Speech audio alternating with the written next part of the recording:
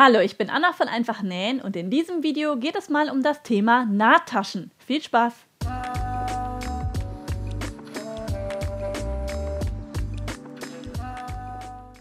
In der letzten Live-Näh-Sprechstunde kam die Frage auf, wie man denn beim Sweatshirt Anula seitliche Nahttaschen anbringen kann, denn im Schnitt ist eigentlich nur eine Känguru-Tasche vorgesehen. Genau diesem Problem widme ich mich jetzt und ich zeige dir, wie du zum einen so eine Nahtasche, also den Taschenbeutel, konstruierst und wie die Nahtasche dann auch genäht werden kann. Bei meinem Sweatshirt Anula gibt es einen Taillenknips und das ist eine sehr gute Orientierung für den Anfang meiner Nahtasche. Sollte bei deinem Schnittmuster so eine Taillenmarkierung nicht dabei sein, dann halte dir das Schnittmuster einmal vor und setze dir eine Markierung mit einem Stift. Das untere Ende meiner Nahtasche habe ich mir jetzt mit Hilfe meiner Hand hier einfach mal ganz grob aufgezeichnet und kontrolliere das Ganze nochmal und das wäre ein bisschen eng geworden, deswegen setze ich die Markierung nochmal etwas tiefer. Zwischendurch nochmal mit Hilfe der Hand schauen, ob der Taschenbeutel auch gut Platz findet im Vorderteil und diese beiden Markierungen, die brauche ich jetzt für meine Nahtasche. Jetzt nehme ich mir etwas Seidenpapier, lege es auf mein Schnittmuster und beginne damit, meine Nahtasche zu konstruieren. Und zwar beginne ich jetzt mit dem unteren Ende, gehe an der Kante meines Schnittmusters entlang bis dorthin, wo die Taillenmarkierung ist.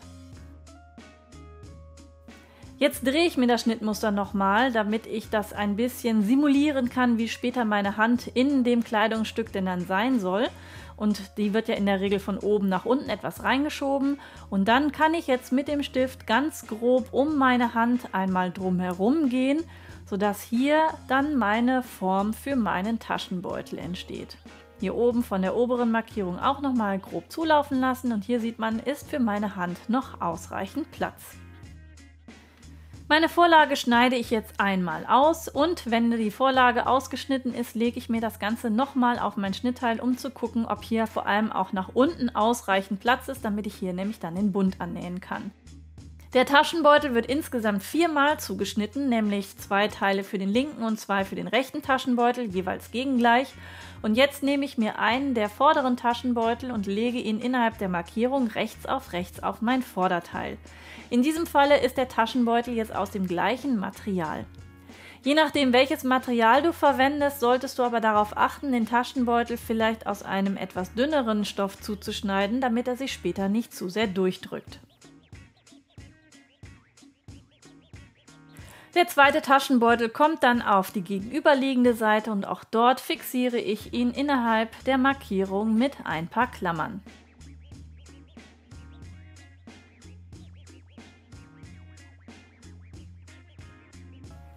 Die rückwärtige Seite des Taschenbeutels habe ich jetzt hier aus so einem kuscheligen Teddystoff zugeschnitten und auch diesen lege ich jetzt rechts auf das Rückenteil und fixiere es innerhalb der Nahtzugabe.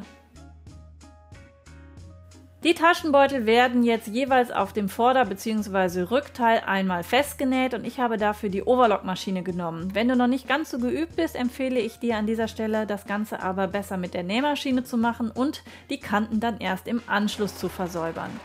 Der Taschenbeutel wird wie gesagt nur an dieser Stelle jetzt hier festgenäht. Die Overlock-Naht geht also nicht komplett durch, sondern ich habe mitten im Stoff angefangen und ende auch genau an der Kante von dem Taschenbeutel wieder.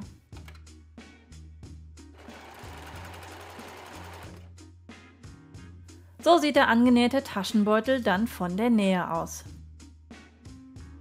Wenn auch die übrigen Taschenbeutel angenäht sind, dann wird das Oberteil rechts zur Hälfte zusammengelegt und die Seitennaht in einem geschlossen.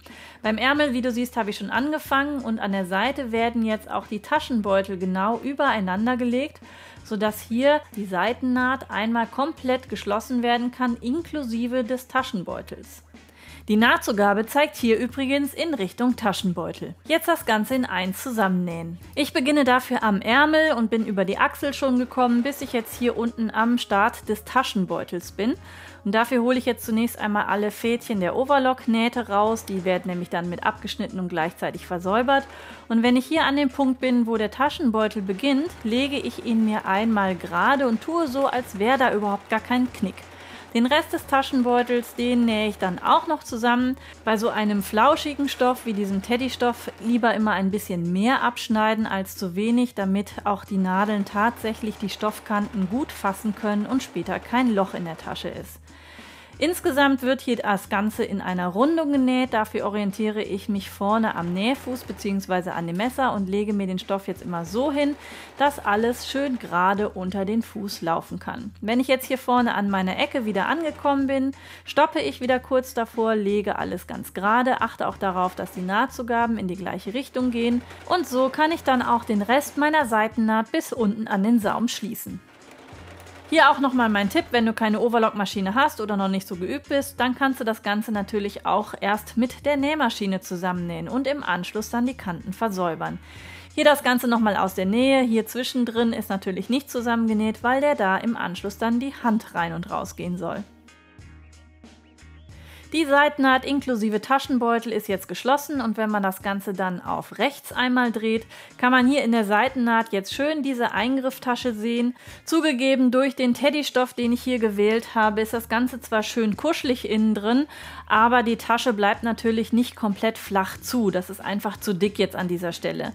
Daher empfiehlt es sich wirklich für die Tasche mindestens einen Beutel lieber aus einem Jersey zu nähen und dann kann man auch den Eingriff nochmal richtig schön glatt flach bügeln. Zum Schluss setze ich jetzt am Anfang und am Ende der Eingrifftasche noch einen kleinen Riegel.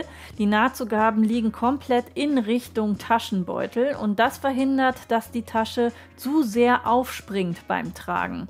Hier kann man auch schön noch mit Lederpatches oder Ähnlichem arbeiten und den Eingriff noch ein kleines bisschen verzieren.